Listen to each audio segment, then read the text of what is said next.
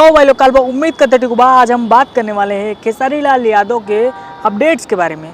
आप सबके लिए लेके आए हैं एक बहुत ही बड़ी खुशखबरी और बहुत ही बड़ा तोहफा ये है कि खेसारी लाल यादव का एक गाना आ रहा है। और गाना ऐसा वैसा नहीं, बड़ा गाना आ रहा है। सुर संग्राम पे आज सुर म्यूजिक पे एक टीजर आया है। टीजर है गाने का और खेसारी लाल यादव आकांक्षा पूर्वी उसमें गाने में रहेंगे।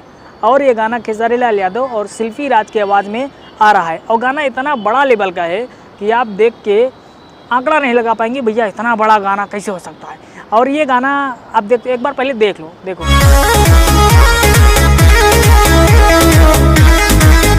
देखा, ये गाना है, बहुत ही बड़ा गाना है और बड़े बजट का गाना है।